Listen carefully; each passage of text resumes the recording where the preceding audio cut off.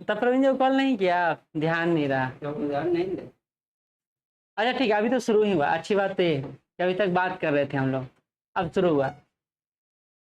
तो हम लोग बात कर रहे हैं जहां चाह वहां राह निबंध पर, जिसका आप स्ट्रक्चर कैसे देंगे, तो बिगिन करेंगे, शुरुआत करेंगे, इंट्रो देंगे, मेन बॉडी लिखेंगे और कंक्लूजन लिखेंगे। जिसे हम बात कर रहे हैं अभी कि हम शुरुआत कैसे कर सकते हैं, तो हमारे सामने कई केस स्टडी है। चाहे वह ऐतिहासिक हो सकता है, इसको समाहित करते हैं, चाहे वह हिस्टोरिकल हो सकता है, चाहे वह सोशल हो सकता है, चाहे वह किसी पशु पक्षी का है। इतना झुंड में चलती हैं लेकिन एक दूसरे से टकराती नहीं। देखिए कभी, वो हमेशा झुंड में चलती है। कोऑर्डिनेशन, इतना झुंड में व्यक्ति को संभालना मुश्किल है, लेकिन वह स्वतः नियंत्रित होती, सेल्फ कंट्रोल्ड है। वो, उनको किसी कंट्रोल करने की जरूरत नहीं है, और अगर वो रास्ता भटकती भी हैं तो तुरंत रास्ता ले लेती हैं। यानी आप उनको भटकाव नहीं ला सकते हैं उनके जीवन में, क्योंकि वो निरंतर चलती है। हाँ, तो एक उदाहरण ये हो सकता है, एक कहानी जो मेरे दिल के नजदीक है, हॉलीवुड मूवी आप लोग सभी जानते होंगे, हैरी पॉटर का। देखे हैं सीरीज, बच्चों के बीच काफी प्रचलित। उनकी लेखिका का नाम है जेके रोलिंग। जेके रोलिंग का कहानी यहां से शुरू होता है कि एक ऐसी औरत जो जिनके पति छोड़ चुके हैं और एक माँ के रूप में अपना जीवन यापन कर रही हैं, लेकिन उनका स्टेटस बहुत खराब है, मतलब आर्थिक स्थिति बहुत खराब है। वह एक चाय की दुकान में, चाय का नहीं, वहां कॉफी का दुकान रहता है, यहाँ चाय का दुकान रहता है। तो कॉफी की दुकान में दिन दिन भर काम करती है, वहीं बैठ के लिखती। प्रारंभिक रूप से अपने लेखन को कई सारे प्रोड्यूसर के पास, डायरेक्टर के पास लेके गई हैं, लेकिन लगातार असफलता मिलते रही है, लेकिन उन्होंने लिखना छोड़ा नहीं। और एक दिन उनका बुक दुनिया का सबसे ज्यादा बिकने वाला बुक बन जाता है, और उस बुक का नाम रहता है हैरी पॉटर। उसी से प्रभावित होकर एक मूवी की श्रृंखला शुरू होती है, जिसको हैरी पॉटर 1, 2, 3, 4, 5, 6, 7 के नाम से जानते हैं। यह कहानी यह बतलाता है कि अगर व्यक्ति चाह ले तो कुछ भी पा सकता है। इसी श्रृंखला में आप अब्राहम लिंकन को जोड़ सकते हैं, एडिसन को जोड़ सकते हैं, आप किन्हीं अन्य व्यक्ति को जोड़ सकते हैं। यानी एक बात स्पष्ट है, चाह मतलब होता है इच्छा शक्ति। इसको और ज्यादा बना देते हैं, दृढ़ इच्छा शक्ति। राह का मतलब होता है रास्ता या समाधान, सॉल्यूशन। यानी अगर आपके पास दृढ़ इच्छा शक्ति हो तो रास्ता बन ही जाता है। जैसे नदियों का, नदियों को किसी ने रास्ता दिया नहीं है, नदियों ने रास्ता बनाया है। यदि व्यक्ति के अंदर आत्म प्रेरणा हो, करने की तीव्र इच्छा शक्ति हो, संकल्प शक्ति हो, तो वो कोई भी राह निकाल सकता है। शाहरुख खान का वो कोटेशन बहुत फेमस हुआ था कि अगर आप दिल से किसी को चाहो तो पूरी कायनात उसको मिलाने के लिए षड्यंत्र करने लगती। सुने हैं ना, ये इसमें बहुत फिट बैठता है। और ये इसका एक प्रबल उदाहरण भी हो सकता है कि आप अगर इच्छा रखते हैं तो आपको वो मिलेगा, लेकिन वो संघर्षमय हो सकता है। तो लिखिए, शुरुआत कीजिए। इसका अर्थ है, नहीं पहले लिखिए, पहले शुरुआत में केस स्टडी डाल दीजिए, सारा ये सारा डाल दीजिए, या अपना जो भी केस स्टडी आप बनाए हैं ना वो शुरू में लिख दीजिए पहले, फिर शुरू करेंगे। हाँ, आयरन व्हील इसको बोला जाता है।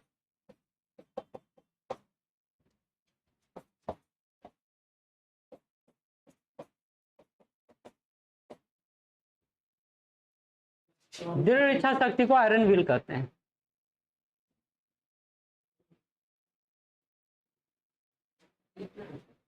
आप गांधी जी के भी उदाहरण को यहां जोड़ सकते हैं, आप स्वामी विवेकानंद जी को भी जोड़ सकते हैं।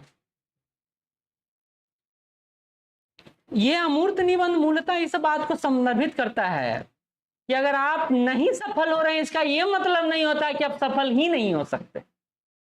इसका यह मतलब होता है कि अभी डिमांड आपसे और ज्यादा है, सप्लाई करते रहिए, एक न एक दिन वो सफल हो जाएंगे।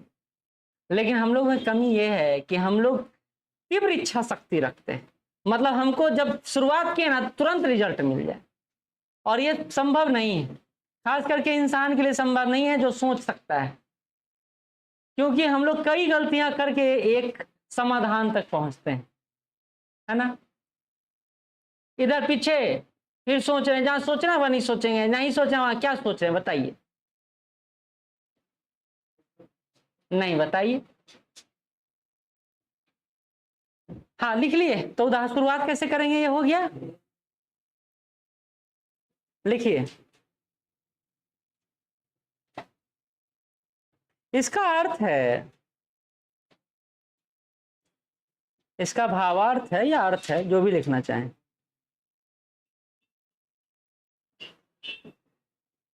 दृढ़ इच्छा शक्ति होने पर, दृढ़ इच्छा शक्ति होने पर उसको पाने का मार्ग स्वयं मिल जाता है। इसका अर्थ है,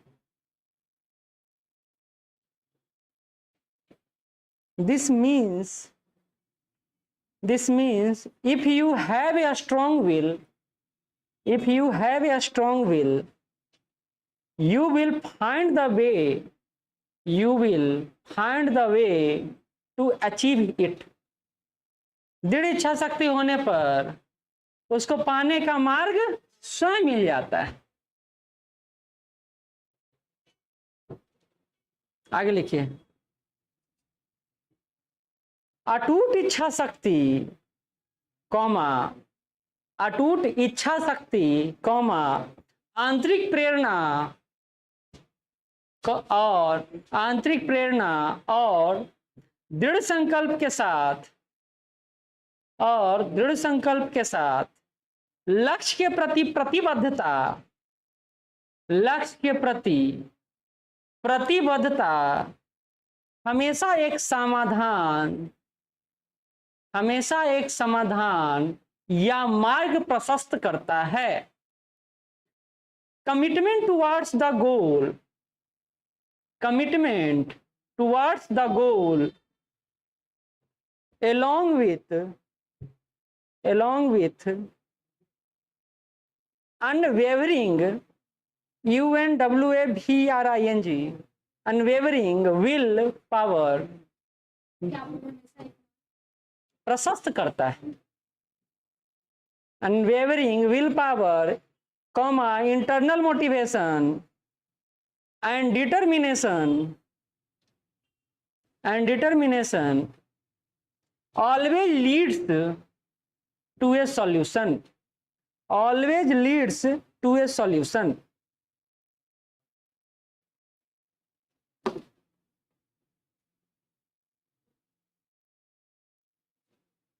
पैराग्राफ चेंज कीजिए। प्रशस्त करता है, अच्छा इसको पढ़िए, समझ में आया या नहीं आया बताइए। रास्ता दिखाता है, प्रशस्त नहीं लिखना आता है, प्रशस्त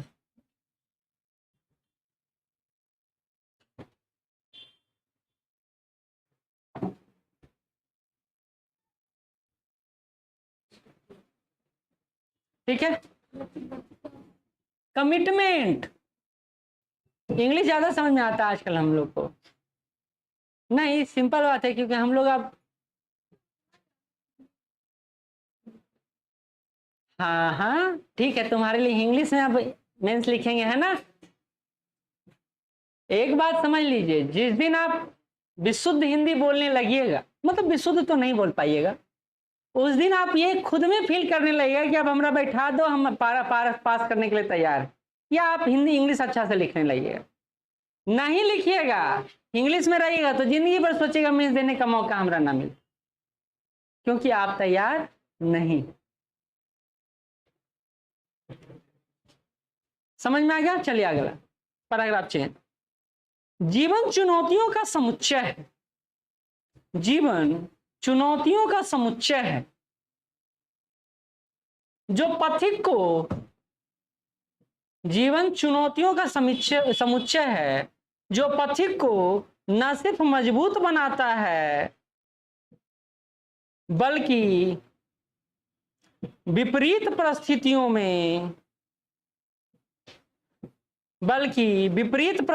में नवनिर्माण या आविष्कार को भी जन्म देता है।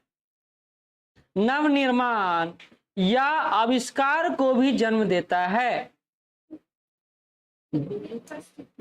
में नवनिर्माण या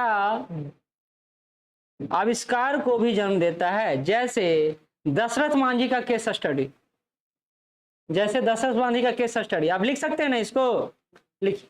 फिर आगे इंग्लिश वाला लिखिए, life is set of challenges, comma, which not only makes the traveler a stronger, but also gives birth to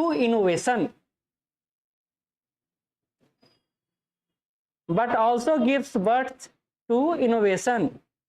In adverse condition या in adverse circumstances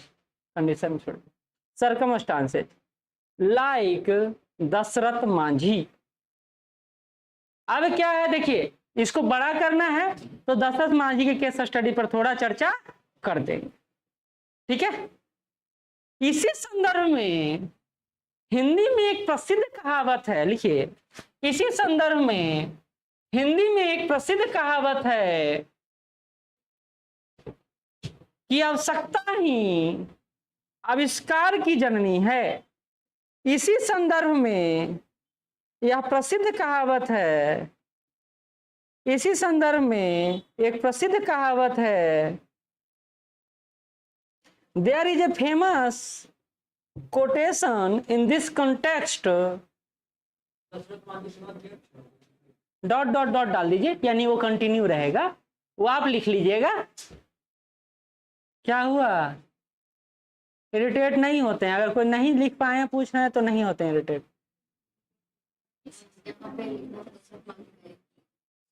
अच्छा, इसके लिए चलिए, हाँ, क्या लिखे, there is a famous quotation in this context, necessities is the mother of invention. आवश्यकता ही आविष्कार की जननी है ना। अगर आवश्यकता ना हो तो आविष्कार हो कुछ का? नहीं आविष्कार होगा। जैसे हमको कच्चा खाना खाने में बड़ा दिक्कत हो रहा था तो हमने किसका इन्वेंशन किया? आगे का। हमको चलने में बड़ा दिक्कत हो रहा था, हमने किसका इन्वेंशन किया? पहिया का। किसका? चप्पल का। हाँ, ये भी है, चप्पल का इन्वेंशन किए क्योंकि वो दो प्रयोग में आता था काम। हाँ, तो मतलब सकारात्मक नकारात्मक दोनों पक्ष देखिएगा ना। चलिए,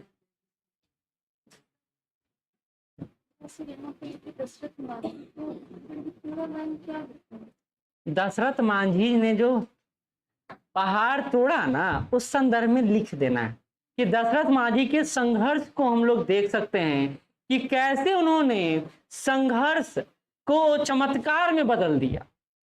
चमत्कार ही था ना, एक व्यक्ति द्वारा पहाड़ को तोड़ा जाना।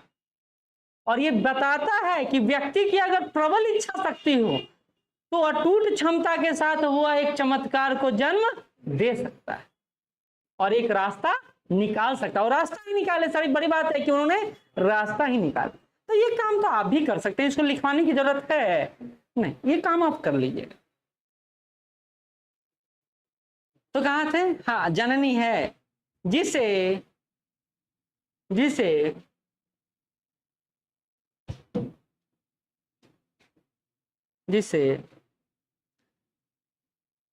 मनुष्य की आवश्यकता के संदर्भ में देख सकते हैं, जिसे मनुष्य के आवश्यकता के संदर्भ में देख सकते हैं, which can be seen in the context of human needs, which can be seen in the context of human needs. पहिए से जहाज तक, पहिए से जहाज तक कॉमा, पहिए से जहाज तक कॉमा 5G से लेकर AI तक, AI मतलब आर्टिफिशियल इंटेलिजेंस, 5G से लेकर AI तक,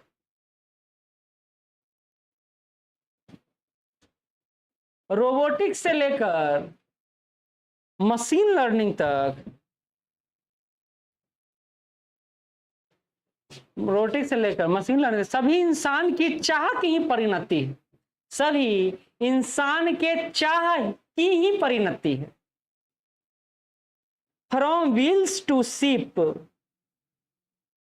comma from wheels to ship, 5G to AI, 5G to AI, comma robotics to machine learning, robotics to machine learning, all are culmination of human desires. CULMINATION, culmination of human desires. हाँ, चाह की ही परिणति।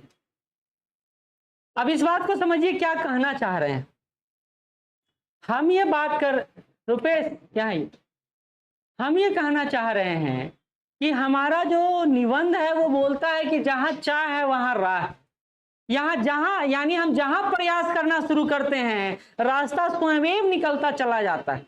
उसके लिए आपको क्या करना है, सिर्फ इच्छा शक्ति रखना है, दृढ़ इच्छा शक्ति, हाँ संकल्प शक्ति रखना है और उस राह पे चलते चलना है। जैसा कि इन्होंने कहानी के माध्यम से बहुत अच्छे से बताया। ये गुरु अपने शिष्य से बोलता है कि गुफा को पार करना है तो रोशनी के पीछे चलते रहो। तो उसका कहना था कि रोशनी तो यहीं लालटेन का समाप्त हो जाता है।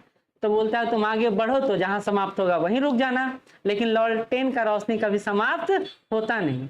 ये तो समझिए कि यहां तक दिखाई दे रहा, वहां पहुंचेंगे तो आगे का दिखाई देगा। तो अगर आपको चलने की इच्छा शक्ति है तो रास्ता बनते चला जा रहा है ना, लाइट बढ़ते चला जा रहा है, वो रुक तो नहीं रहा है। ये तो आप पर निर्भर करता है ना कि आप क्या चाहते हैं।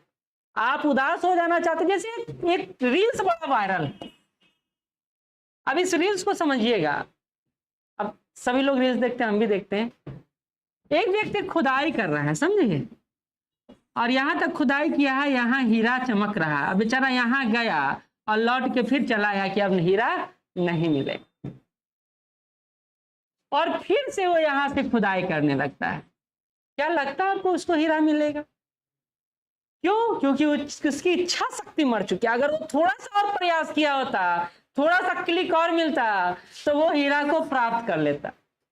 लेकिन उम्र क्या, उसको लगता है कि नहीं यहाँ नहीं मिलेगा वहां मिलेगा, जबकि गहराई तक वो पहुंच चुका है, लक्ष्य तक पहुंच चुका है, बस उसको पाना है, लेकिन वो पाने का अंतिम प्रयास ही नहीं करता है। तो ये व्यक्ति पर निर्भर करता है कि उसकी चाह कितनी बड़ी है, तभी राह भी निकलते चला जाएगा। अगर चाह ही कमजोर है तो राह मिलना भी मुश्किल हो जाता है। इसी संदर्भ में लिखिए, इसी संदर्भ में ओम शांति ओम का, हाँ ये इसी के संदर्भ में है, हाँ फिल्म ओम शांति ओम, चलचित्र, हाँ परिणति मतलब बदलाव। इसी संदर्भ में फिल्म ओम शांति ओम के एक संवाद से समझा जा सकता है। इसी संदर्भ में फिल्म ओम शांति ओम के एक संवाद से समझा जा सकता है। This context can be understood from a dialogue from the film Om Shanti Om. लिखिए ब्रैकेट सिंगल इन्वर्टेड कॉमा। अगर किसी चीज को दिल से चाहो,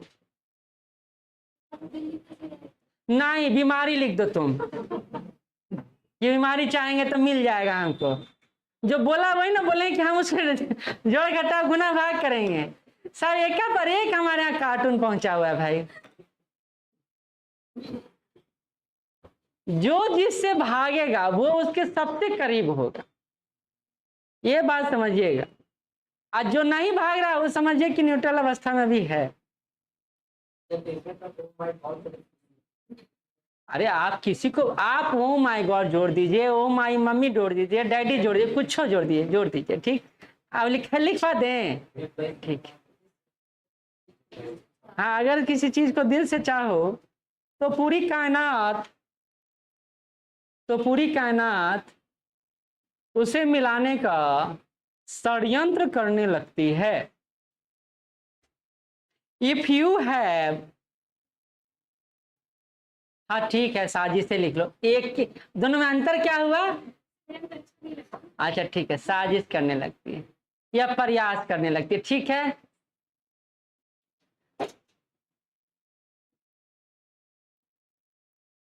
चलिए, अच्छा ये हिंदी में ही अच्छा लगता है, इंग्लिश में बड़ा अटपटा लगेगा, तभी इंग्लिश में लिख लीजिए। इफ यू लव समथिंग्स, ऐसे ये डायलॉग हिंदी में ही लिखा जाता है, इंग्लिश में, ठीक है। इसमें ये नहीं है इशू कि आप नहीं लिख सकते हैं, लिख सकते हैं।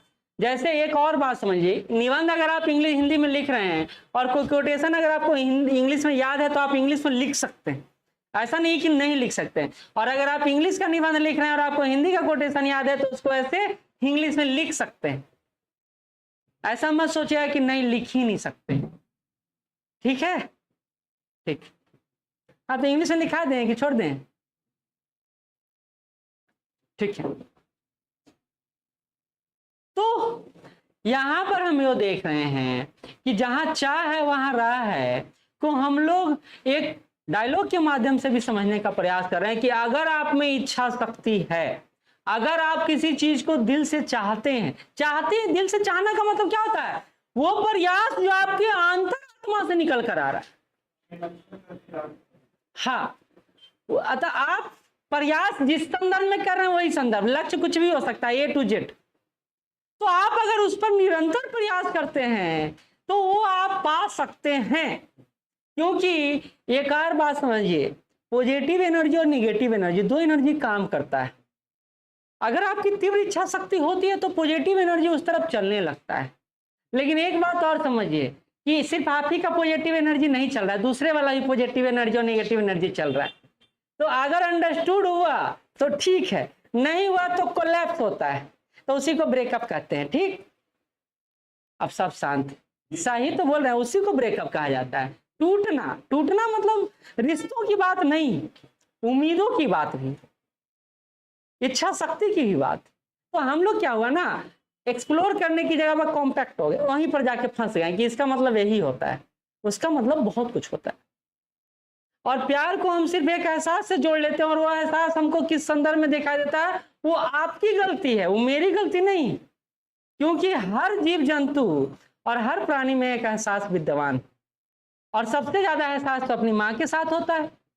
पहला प्यार तो आपका वही है, लेकिन हम उसको महसूस दूसरे रूप में करते हैं।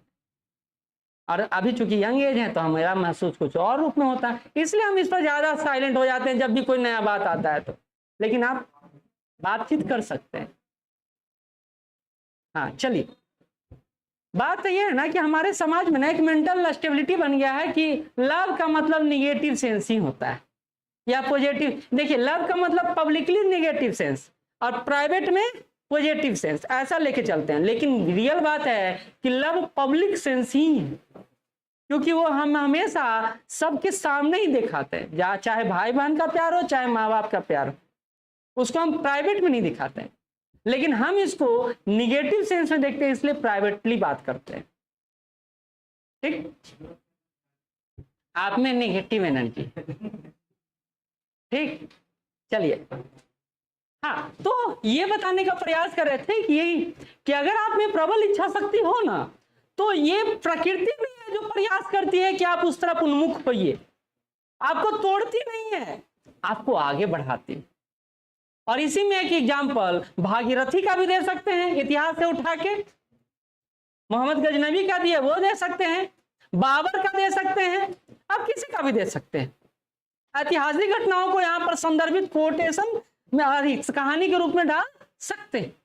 आप बता सकते हैं कि कैसे एक प्रबल इच्छा शक्ति के कारण भारत को विजित कर लिया गया, और वो बात आप महात्मा गांधी के संदर्भ में दे सकते हैं, वो बात आप ब्रिटिशर्स के संदर्भ में भी दे सकते हैं।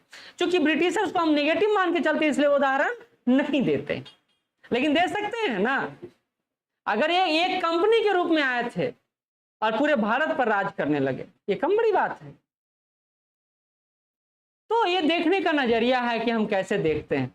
हम 2, 3 test, 4 test, 10 test, 28 test, 25 test में हमको लगता है कि अब हमसे नहीं हो पाएगा, लेकिन यही भूल जाते हैं कि हो सकता है कि 26वां टेस्ट या 27वां टेस्ट हमारा इंतजार कर रहा हो, 28वां टेस्ट, 30वां टेस्ट इंतजार कर रहा हो कि वहां हम सफल हो जाए। लेकिन अगर हम वहां से कम बैक कर गए तो फिर बाउंस बैक करने का फिर प्रवृत्ति नहीं बचेगी। तो ये हम लोग के लिए, ये हम लोग की इच्छा शक्ति है जो हमको मजबूत बना सकता है या कमजोर बना सकता है। हमको लगता है कि हमसे ये नहीं हो रहा तो नहीं होगा, तब तो प्रयास नाम का शब्द ही गायब हो जाए डिक्शनरी से। प्रयास फिर नहीं होगा, फिर रिजल्ट की बात ओनली होगा, और जहां रिजल्ट की ओनली बात होगा ना, वहां सफलता मिलना ही मुश्किल। तो हम जो प्रेशर लेके बैठे हुए हैं ना रिजल्ट, तो रिजल्ट तब तक नहीं होगा जब तक अच्छे से प्रयास नहीं होगा, और वो प्रयास तब तक नहीं होगा जब तक आपकी इच्छा शक्ति नहीं होगा। और इच्छा शक्ति होगा तो दरवाजा तो खुलेगा, कोई ना कोई दरवाजा खुलेगा जरूर। इसलिए हम एक एग्जाम नहीं देते, हम कई एग्जाम देते हैं। किस बात को ध्यान में रखकर? हम एक एग्जाम देकर खुश नहीं हो जाएं, लेकिन हमको पता है कि पता नहीं कौन सा दरवाजा खुल जाए मेरे लिए। तो पुराने संदर्भ में लोग कहते भी थे, बउआ पेपर देवे जाओ ना, क्वेश्चन में देख के चलेंगे। उनको लगता था कहीं बेटवा टिक लगा दिया, सही हो जाए, रिजल्ट ना हो जाए। संभावना है, संभावना है जिसको नकारा नहीं जा सकता है, क्योंकि हर पढ़ने वाला व्यक्ति ही सफल हो जरूरी नहीं है। कई लोगों को तो पता ही नहीं था कि हम सफल होंगे, सफल हो गए। और बीपीएससी में तो एक बहुतेरे केस है, बहुतेरे केस है। यूपीएससी में नहीं कर सकते हैं, और वहाँ है कि जज्बा रहता है तभी हो पाता है, क्योंकि क्वेश्चन का प्रवृत्ति उस प्रकार का। लेकिन बीपीएससी में तो ऐसा सामान्य रूप से होता। तो ये आपको इसलिए डेडिकेट कर रहा हूं मैं, क्योंकि मेरा क्लास अगर मेहनत कर रहा है, अगर इच्छा शक्ति है तो राह निकलेगा, एक दिन हम लोग सफल होंगे। और सामूहिक सफलता जब मिलेगा ना, तब विश्वास बनेगा। और ये आपके लिए भी है और ये हमारे लिए। लेकिन बड़ी बात है कि इच्छा शक्ति प्रबल तो हो। कमजोर इच्छा शक्ति के साथ आप कहां पहुंच सकते हैं? आप रेस शुरू कर सकते हैं, डेस्टिनेशन तक नहीं पहुंच सकते। लगता है पहुंच सकते हैं, कमजोर इच्छा शक्ति से नहीं पहुंच सकते। और हमारा दिमाग तो दिन भर डाइवर्ट करते रहता है। आंख हमारा इतना डाइवर्ट करता है, मिनट और सेकंड में डाइवर्ट करता है। हम अपने क्लास में कई सारे डाइवर्जन को महसूस करते हैं, लेकिन आप जिस एज में हैं उस एज ग्रुप में जाकर ये होता है, नॉर्मल सी बात। लेकिन संभालना भी आप ही को, बढ़ना भी आप ही को, ठीक है। तो इसी संदर्भ में एक और बात यहां पर कहना भूल गया कि आपका इच्छा शक्ति जो हो सकारात्मक रुख में, नकारात्मक नहीं होना चाहिए। क्यों? कि अगर पॉजिटिव सेंस में है तो निर्माण के काम में आएगा, आविष्कार के काम में आएगा। लेकिन अगर वो निगेटिव सेंस में है तो विध्वंस के काम में आएगा, डिस्ट्रक्शन। ये बात समझे? अगर आपकी तीव्र इच्छा शक्ति हो कि भैया अगला हमको बन जाना है, कौन में भी मरे, अलादीन, आपकी प्रबल इच्छा शक्ति, तो ये कंस्ट्रक्शन होगा या डिस्ट्रक्शन होगा? डिस्ट्रक्शन होगा, विध्वंस होगा। तो कभी भी इच्छा शक्ति नकारात्मक नहीं होनी चाहिए, नहीं तो इसे समाज निर्माण की जगह समाज को विध्वंसक के रूप में आपको याद रखा जा सकता है समाज द्वारा। ये एक सेंस है, ये एक अलग एस्पेक्ट है जो इसमें आपको जोड़ना है। लिख लीजिए, इच्छा शक्ति सकारात्मक होनी चाहिए, ना कि नकारात्मक। Desire should always be positive. Desire should always be positive. क्योंकि नकारात्मक अवधारणा, क्योंकि नकारात्मक अवधारणा विध्वंस को जन्म देती है। Because negative perception leads to destruction, विध्वंस को जन्म देती है।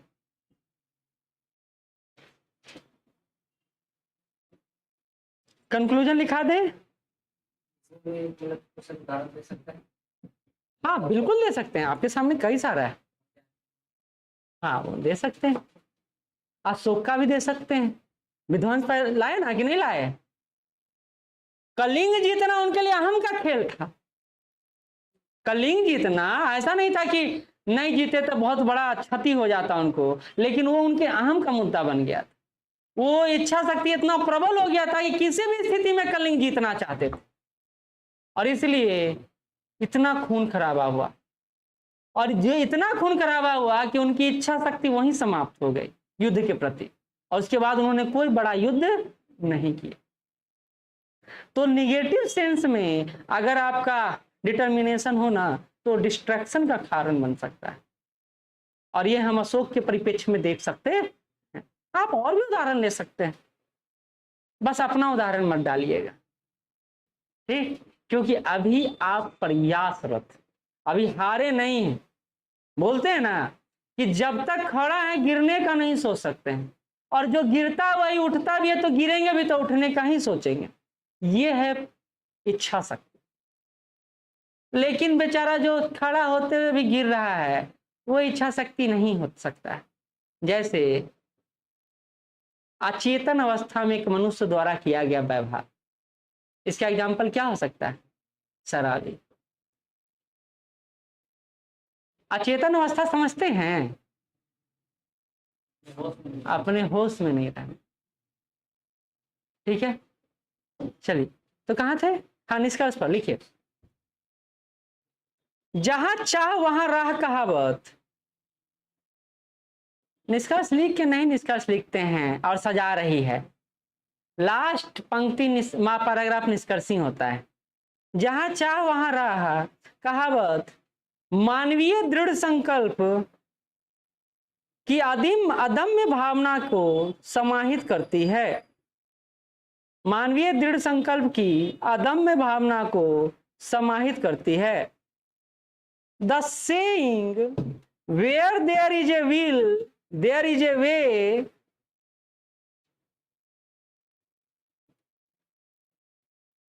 encapsulates ENCAPSULATS the indomitable, the INDOMITABLE indomitable spirit of human determination। यह एक अनुस्मारक के रूप में कार्य करता है। यह एक अनुस्मारक के रूप में कार्य करता है कि सफलता केवल बाहरी परिस्थितियों से नहीं बल्कि हमारी इच्छा शक्ति की ताकत से भी निर्धारित होती है। कि हमारी इच्छा शक्ति बाहरी परिस्थितियों से नहीं बल्कि हमारी इच्छा शक्ति की ताकत से भी निर्धारित होती है। It serves as a reminder that success is not solely SOLELY determined by external circumstances, but by the strength of our willpower। इतना को पढ़िए, कुछ समझ में नहीं आया तो पूछिए।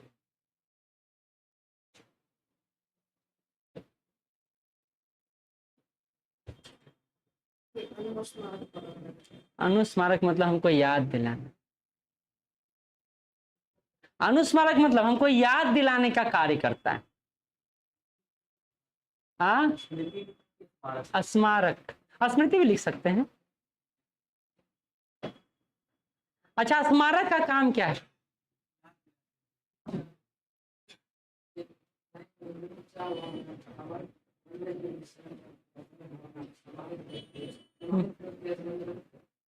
क्या करती है? आप कुछ भी लिख सकते हैं। समाहित मतलब होता है आपके अंदर चला जाना। संदर्भित मतलब आपसे जुड़ा होना। देखिए, ये कई सारा वर्ड लिख सकते हैं ना आपको। यही तो हिंदी, इंग्लिश में क्या है ना कि वर्ड का चयन में बहुत अस्थिरता है, लेकिन हिंदी में क्या है, विविधता है, डाइवर्सिटी। इतना शब्द है कि हम लोग उसी शब्द में फंसे रह जाते हैं। लेकिन हिंदी, इंग्लिश में ये है, क्लैरिटी बहुत ज्यादा है। अदम्य, अदम्य साहस मतलब होता है वही, हाँ, अदम मतलब स्ट्रॉन्ग कह सकते हैं, मजबूत कह सकते हैं। अदम साहसी भी कह सकते हैं। ठीक है, और कोई शब्द? ठीक है, आगे लिखिए। स्पष्ट लक्ष्य निर्धारित करके, स्पष्ट लक्ष्य निर्धारित करके, कौमा, दृढ़ता के साथ चुनौतियों का सामना करके, दृढ़ता के साथ चुनौतियों का सामना करके, कौमा, सकारात्मक मानसिकता बनाए रखकर, सकारात्मक, सकारात्मक नहीं, सकारात्मक मानसिकता बनाए रखकर और असफलताओं से सीखकर, और असफलताओं से सीखकर व्यक्ति जीवन की जटिलताओं को पार कर सकता है। व्यक्ति जीवन की जटिलताओं को पार कर सकता है। एक बार फिर बोल रहे हैं, सकारात्मक मानसिकता बनाए रखकर और असफलताओं से सीखकर व्यक्ति जीवन की जटिलताओं को पार कर सकता है। By setting clear goals, by setting clear goals, comma, facing challenges with perseverance, हाँ, comma, maintaining a positive mindset and learning from failures, comma, individuals can navigate through life complexities and carve out their path to success. Individual can navigate through life complexities and carve out their path to success. ये समझ में आ गया? 2-3 बार तो बोलते, फिर से बोल रहे हैं, लिखो। स्पष्ट लक्ष्य निर्धारित करके, कॉमा, आप दोबारा बोल रहे हैं, शुरू से सुन लो। स्पष्ट लक्ष्य निर्धारित करके, कॉमा, दृढ़ता के साथ चुनौतियों का सामना करके, कॉमा, सकारात्मक मानसिकता बनाए रखकर और असफलताओं से सीखकर व्यक्ति जीवन की जटिलताओं से पार जा सकता है या पार कर सकता है।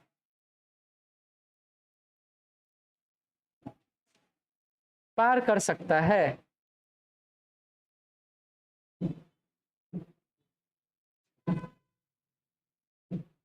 यात्रा कठिन हो सकती है,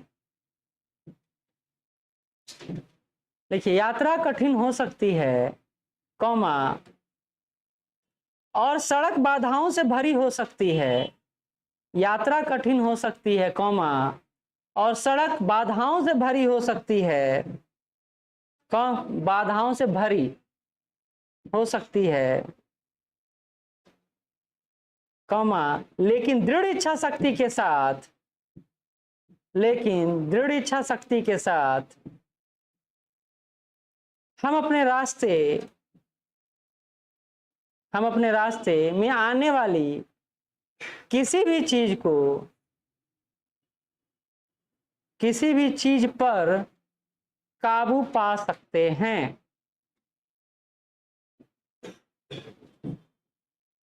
द जर्नी में we arduous, the journey may be arduous, ARDUOUS, comma, and the road may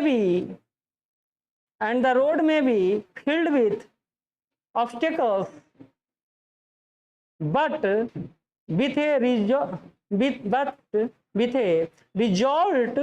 RESOLUT, will, comma, we can overcome anything that stands in our way. इसमें किसी को समझ में नहीं आया तो पूछिए, पूछो, नहीं आया है तो। और एक छात्र के रूप में तो हम इसको हमेशा देखते ही।